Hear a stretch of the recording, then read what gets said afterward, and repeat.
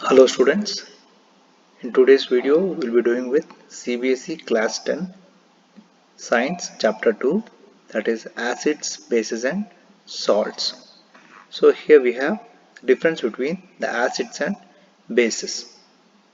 The first difference, like acids are always sour in taste. They taste sour, and bases are bitter in taste. Now this acid is derived from the Greek word acides. Acids changes blue litmus to red. When the blue litmus is dipped in acid, it changes its color to red. Then bases changes red litmus to blue, the opposite of what acids are.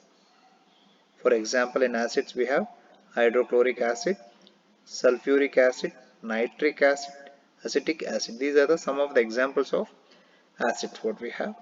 In bases we have sodium hydroxide, potassium hydroxide, calcium hydroxide and ammonium hydroxide. Now we also have some naturally occurring acids, right?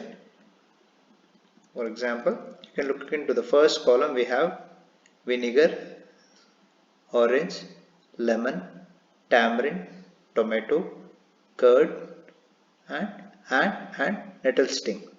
Now what this vinegar is an acetic acid.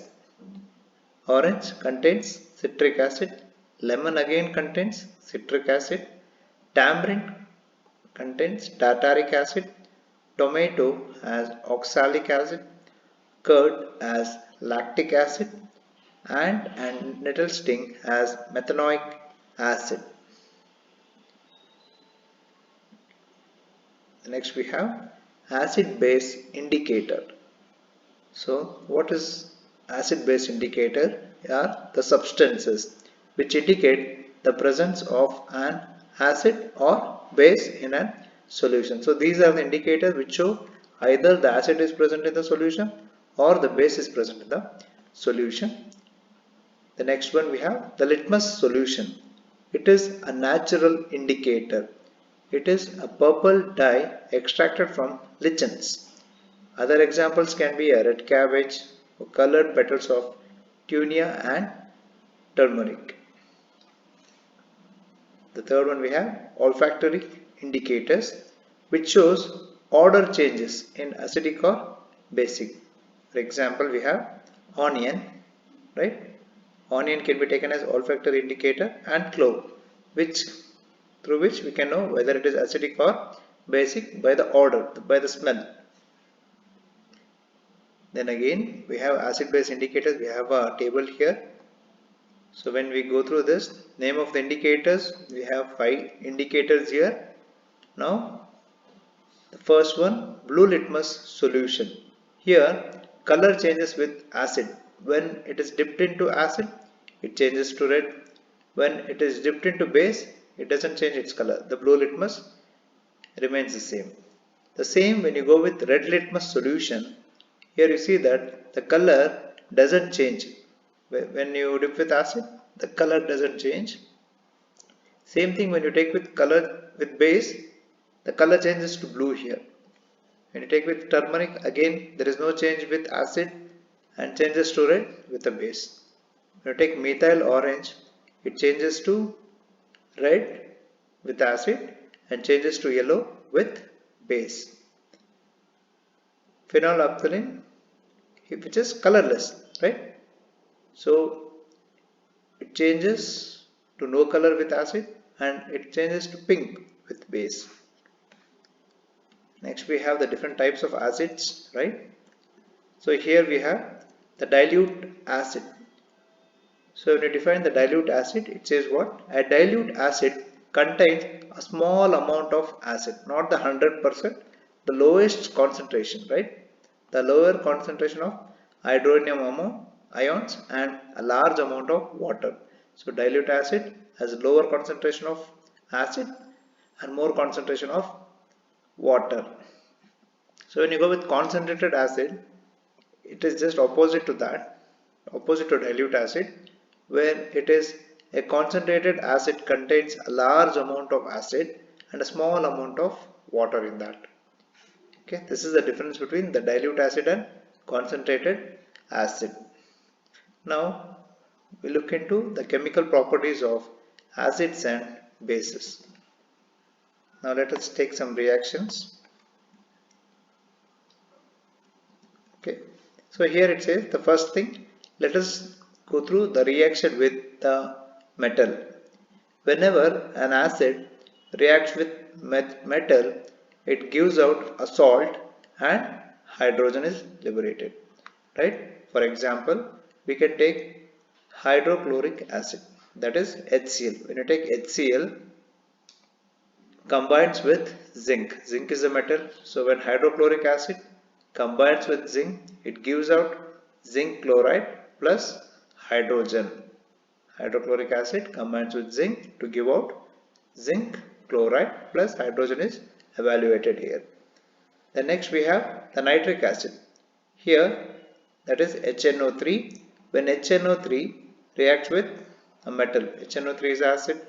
When it reacts with a metal zinc, it gives out zinc nitride plus hydrogen is liberated. Very similarly again, sulfuric acid, that is H2SO4 plus zinc gives out zinc sulfate plus hydrogen. Again the same with acetic acid, CH3COOH. With zinc you get zinc acetate plus hydrogen. Now next, when we move on, we have a test called as pop test. What is this pop test? So we have an example here. When a burning candle is brought near a test tube containing hydrogen gas, it burns with a pop sound, right? I think you are familiar with the pop sound. So whenever you bring a candle near to a test tube containing hydrogen gas, it burns out with a pop sound. This test is conducted for examining the presence of hydrogen. We carry out this to find out whether the hydrogen is present or absent. So here we have a reaction with the metal, base with the metal. Till now we had seen examples of acid with metal. Next we have a reaction of base with metal. When a base reacts with a metal, it gives out salt and hydrogen. For example, we have sodium hydroxide. When a sodium hydroxide reacts with zinc, it gives out sodium zincate plus hydrogen is liberated again here.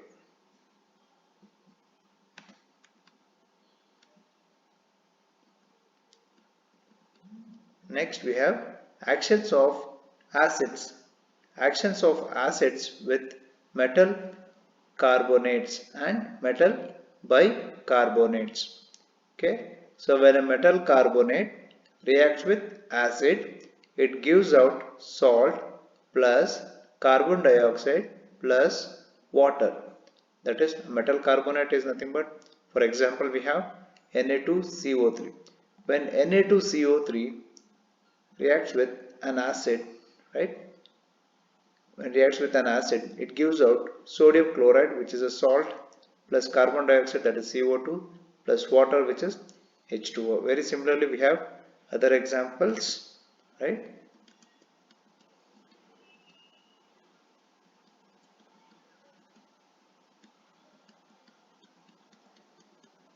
Okay. Next, we have a test which is called as lime water test. Now, in this lime water test, we have, on passing the evolved carbon dioxide gas through lime water, we find that lime water turns milky. In this case, when you pass carbon dioxide, that is CO2, through a lime water, the lime water changes to milky white. That is, we have the reaction here, lime water, which is taken as CaOH2 aqueous solution plus carbon dioxide. CaOH2 plus carbon dioxide gives out CaCO3 plus H2O. So when lime water reacts with carbon dioxide, it gives out calcium carbonate plus water. Then we have a reaction where this calcium carbonate plus water, again when you combine with carbon dioxide, it gives out calcium hydrocarbonate, which is aqueous, that is soluble in water. Next we have reaction of acids and bases with each other. Till now we had reaction of acids and bases with metal, right? Now next we have reaction of acids and bases with each other to give a salt and water. So whenever an acid and base react together, they give out a salt and a water, which we call it as a neutralization reaction. That is, for example, so the same thing, base plus acid. When base plus acid gives out salt plus water. Base is nothing but NaOH plus acid is HCl, which gives out NaCl plus water. So NaOH is a base, HCl is an acid, combining together gives out NaCl, which is a salt. Then again the byproduct is water here.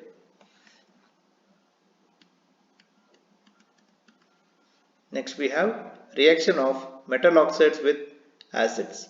That is, metal oxide when reacts with acid gives out salt plus water. That is, example, copper oxide when reacts with HCl, that is the acid, it gives out copper chloride plus water. Copper oxide plus HCl gives out CuCl2 plus H2O.